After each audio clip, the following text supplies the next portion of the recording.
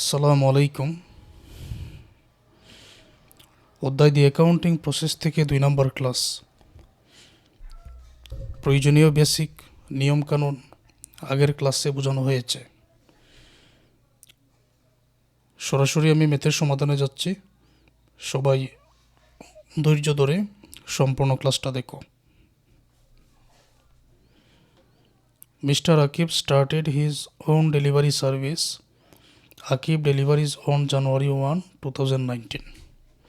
জনাব আকিব ডেলিভারি সেবা নিজস্ব ব্যবসা প্রতিষ্ঠান শুরু করেছেন 2019 সাল জানুয়ারি 1 তারিখে।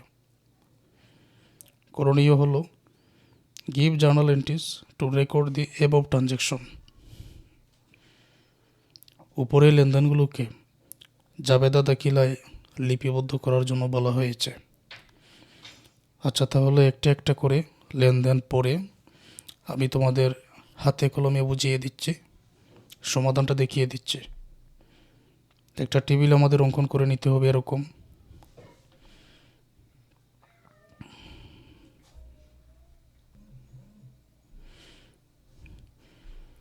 মিস্টার আকিব ইনভেস্টেড টাকা 30,000 ক্যাশ ইন দি বিজনেস।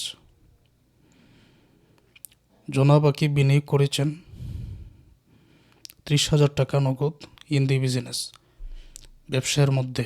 জনাব আকিব ব্যবসায়ের মধ্যে 30,000 টাকা নগদ বিনিয়োগ করেছেন। তাহলে ব্যবসায়ের মধ্যে নগদ এসেছে ক্যাশ ডেবিট, মূলধন হয়ে এসেছে ক্যাপিটাল ক্রেডিট। এটা আমি লিখে নিচ্ছি। তারিখ হলো 1 তারিখ, নগদ এসেছে ক্যাশ ডেবিট, টাকার পরিমাণ 30,000, মূলধন হিসাবে এসেছে capital credit.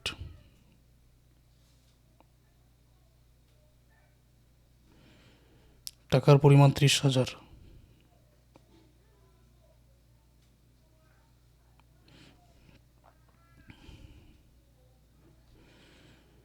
Purchase ban for deliveries 4 টাকা 15,000।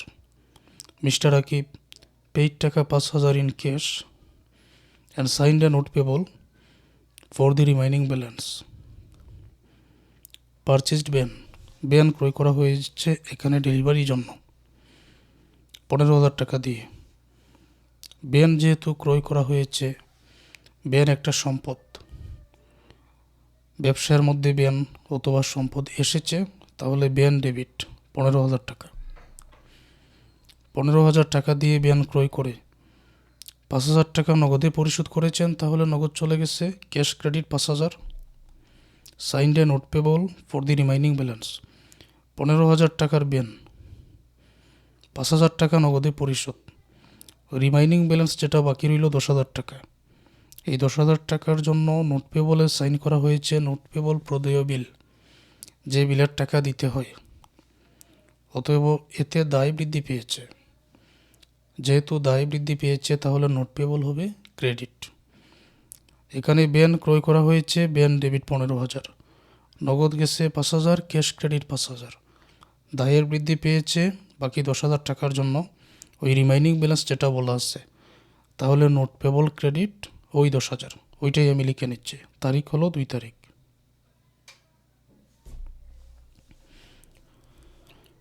তাহলে এখানে 2 তারিখ ডেলিভারি ব্যান ক্রয় করা হয়েছে, আমরা লিখতে পারি delivery van debit.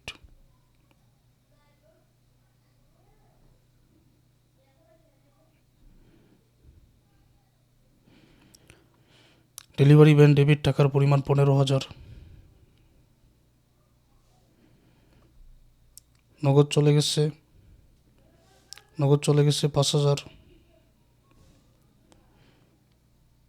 Notes পেবলে sign করা হয়েছে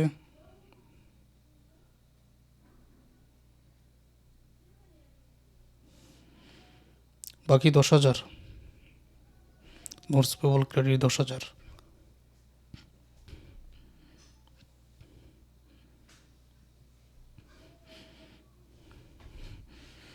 নিশ্চয়ই বুঝতে পেরেছ।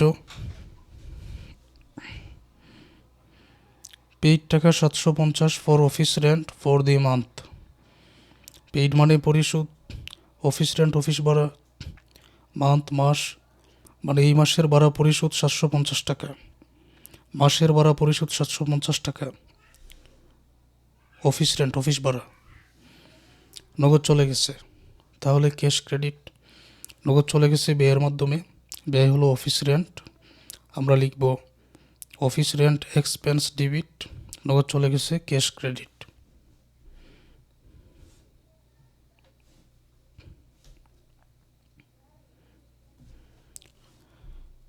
তাহলে তারিখ ছিল 5 তারিখ,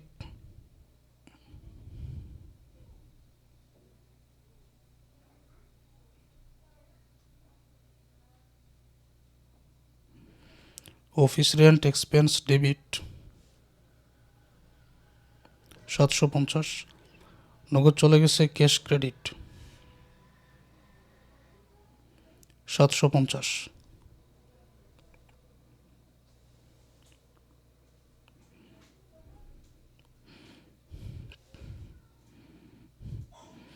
সাত তারিখে পারফর্ম টাকা 3200 of service on account. Perform মানে যেটা হয়েছে বা ঘটেছে, 3200 টাকা অফ সার্ভিস, অন অ্যাকাউন্ট মানে বাকিতে, বাকিতে সেবা প্রদান 3200 টাকা। সেবা প্রদান করা হলে কিংবা বিক্রয় করা হলে আয়কে ক্রেডিট করতে হয়। সেবা প্রদান সার্ভিস রেভিনিউ অথবা সেলস ক্রেডিট হবে। এখানে যেহেতু সেবা প্রদান, তাহলে সার্ভিস রেভিনিউ ক্রেডিট করব, কিন্তু সেবা প্রদান করে নগদ পাই নাই, কারণ লেনদেন হয়েছে বাকিতে। অন অ্যাকাউন্ট মানে বাকিতে, বাকিতে সেবা প্রদান করলে কিংবা বাকিতে বিক্রয় করলে দেনাদারের সৃষ্টি হয় আমরা জানি। Accounts receivable debit, service revenue আয় করতে হয় সবসময় ক্রেডিট। 7 তারিখে 3200 টাকা দেনাদারের সৃষ্টি হয়েছে।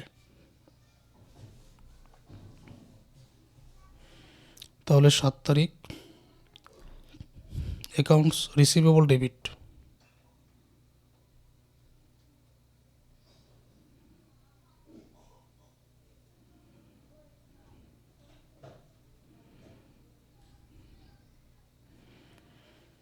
টাকার পরিমাণ 3200।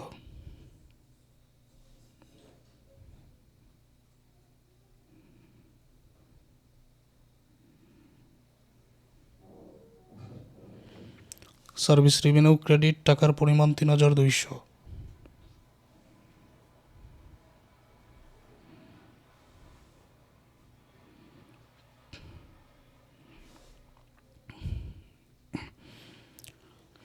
চোদ্দো তারিখে পারচেজ সাপ্লাইজ 4 টাকা 700 অন অ্যাকাউন্ট।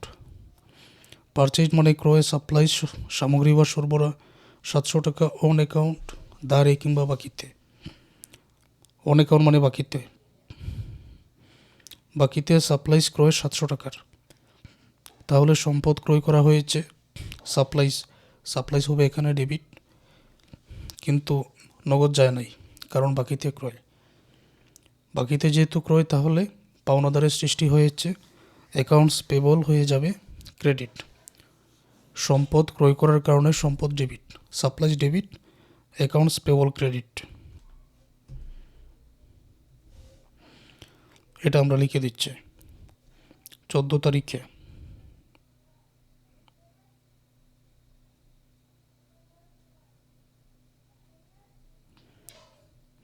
সাপ্লাইজ ডেবিট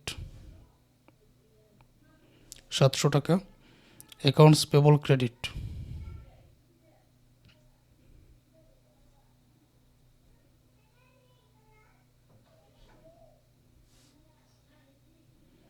সাতশো।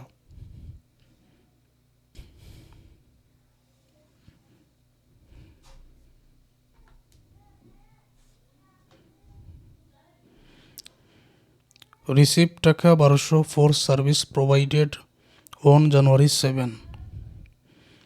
রিসিভ প্রাপ্তি, সার্ভিস প্রোভাইডেড সেবা প্রদান, জানুয়ারি 7, জানুয়ারি 7 তারিখে 1200 টাকা প্রাপ্তি কিসের জন্য? জানুয়ারি 7 তারিখে সেবা প্রদানের জন্য। আচ্ছা, 7 তারিখে 3200 টাকার সেবা প্রদান করা হয়েছিল বাকিতে, ফলে একজন দেনাদারের সৃষ্টি হয়েছিল, যার কাছ থেকে 3200 টাকা পাওয়া যাবে। ওই সেবা প্রদানের জন্য 18 তারিখে সে 1200 টাকা পেয়েছি। কিসের টাকা? জানুয়ারির ওই 7 তারিখে সেবা প্রদানের জন্য। তখন কিন্তু দেনাদারের সৃষ্টি হয়েছিল। দেনাদার কত টাকা দিবে? 3200 টাকা। এখন কত টাকা দিয়েছে? 1200 টাকা।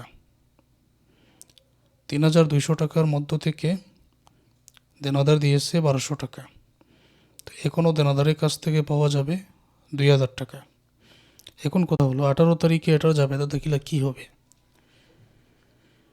নগদ কিন্তু পেয়েছে, রিসিপ্ট যেহেতু নগদ পেয়েছে, তাহলে ক্যাশ হবে ডেবিট।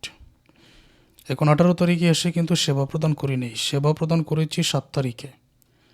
এখন দেনাদার দিয়েছে, নগদ পেয়েছি, ক্যাশ ডেবিট। এখন সেবা প্রদান করি নাই, এখন দেনাদার দিয়েছে, তাহলে দেনাদার ক্রেডিট। নগদ পেয়েছি, ক্যাশ ডেবিট, দেনাদার দিয়েছে, দেনাদার ক্রেডিট। অ্যাকাউন্টস রিসিভেবল আমরা ক্রেডিট করব।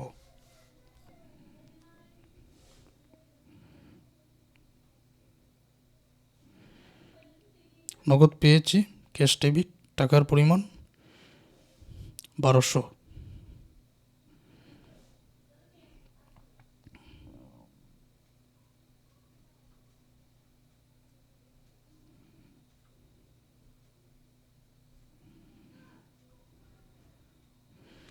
অ্যাকাউন্টস রিসিভেবল ক্রেডিট, টাকার পরিমাণ 1200।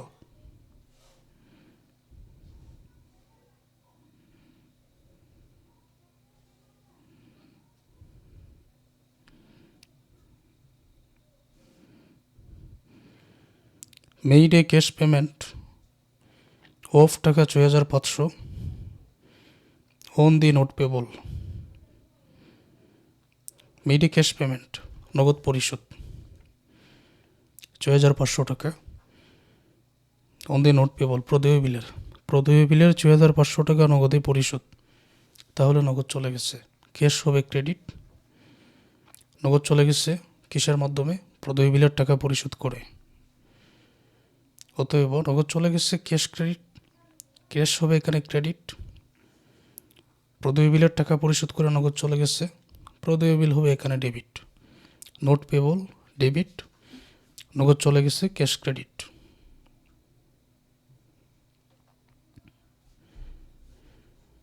এখানে 21 তারিখ,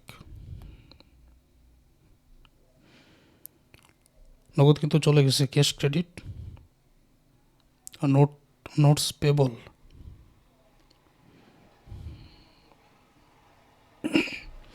নোটস পেবল করবো আমরা এখানে ডেবিট, টাকার পরিমাণ 6500। Cash credit 6500।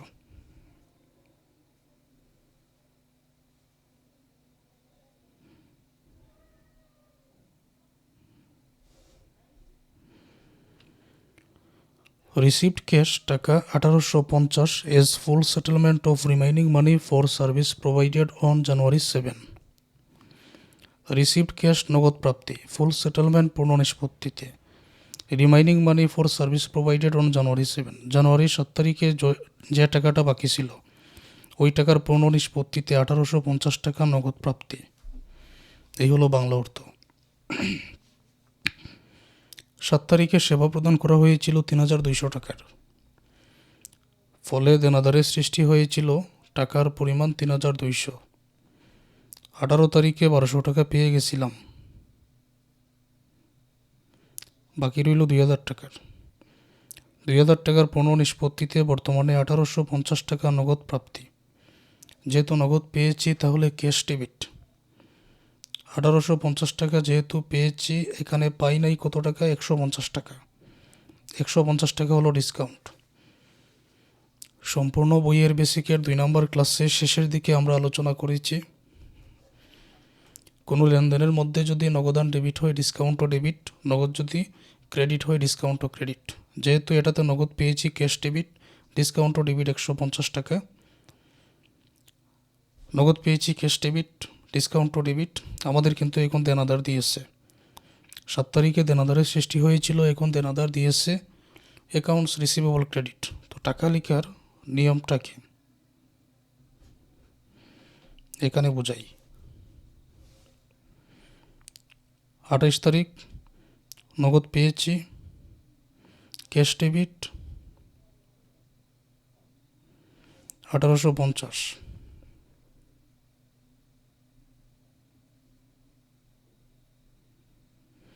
ডিসকাউন্ট ও ডেবিট 150।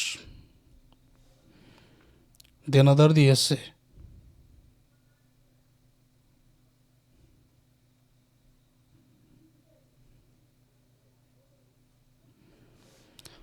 দেনাদারের ঘরে সবসময় ক্যাশের টাকা ডিসকাউন্টের টাকা যোগ করেই বসাতে হয়, এটা আমি আগের ক্লাসেও বলেছি।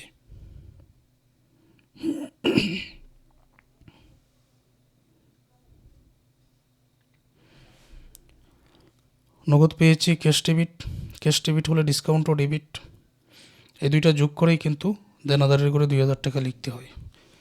এখন প্রশ্ন হতে পারে যে ডিসকাউন্ট ডেবিট হলো কেন? আমার কিন্তু ব্যবসায়ের মালিক হিসাবে 2000 টাকা পাওয়ার কথা, পেয়েছি নগদ 1850। যে ডিসকাউন্টটা দিয়েছি এটা আমি দিয়েছি, এটা আমার জন্য ব্যয়, এটা আমি পাই নাই। আর ব্যয় যেহেতু আমরা জানি ব্যয়গুলো ডেবিটে বসে, এই জন্য এখানে ডিসকাউন্টটা ডেবিট হয়েছে। Clear?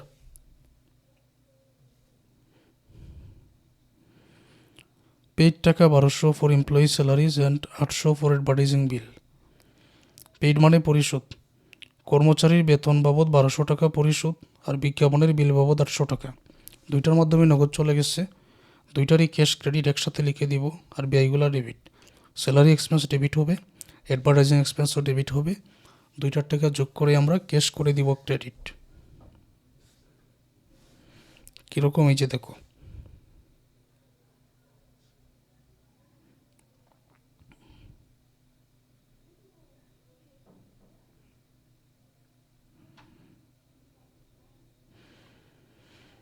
Salary expense debit 1200,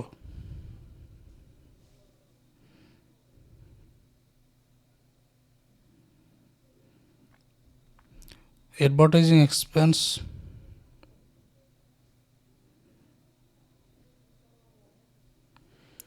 debit 800। দুইটারই নগদ টাকা এখানে চলে গেছে, ক্যাশ ক্রেডিট 2000।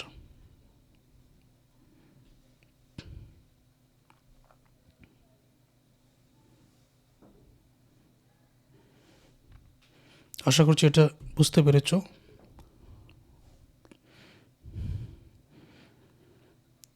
31 তারিখে supplies on hand at the end of the month টাকা 250। সাপ্লাইজ অন হ্যান্ড, সাপ্লাইজ মজুদ আছে মাসের শেষে 250 টাকা। এটা দ্বারা কী বোঝাচ্ছে? এটার জাবেদা দাখিলাটা কীভাবে করা হবে? 14 তারিখে পারচেজ সাপ্লাই 700 টাকা বাকিতে। 14 তারিখে সাপ্লাইজ ক্রয় করা হয়েছিল 700 টাকার, তাহলে তো হিসাব অনুযায়ী বর্তমানে 700 টাকার সাপ্লাইজ থাকার কথা। কিন্তু 31 তারিখে মাসের শেষে সাপ্লাইজ মজুদ আছে 250 টাকার,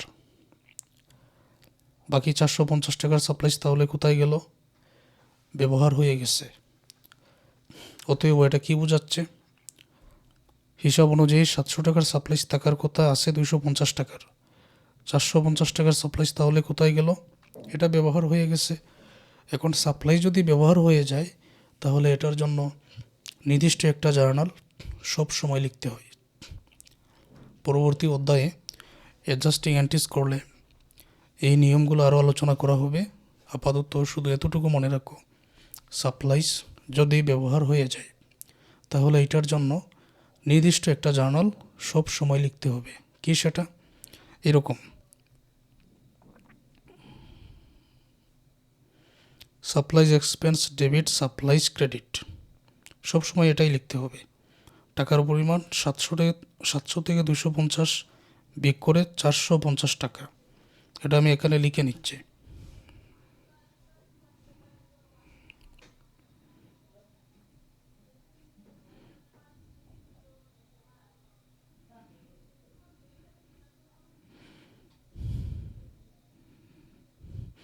supplies expense debit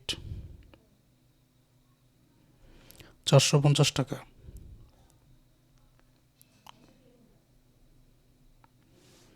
supplies credit 450 টাকা,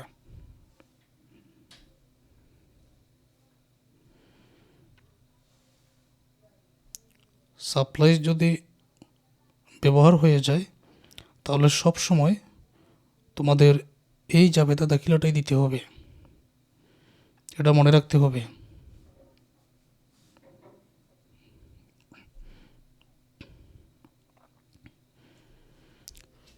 এই হলো ম্যাথের সমাধান। আশা করছি সকল শিক্ষার্থীরা বুঝতে পেরেছেন।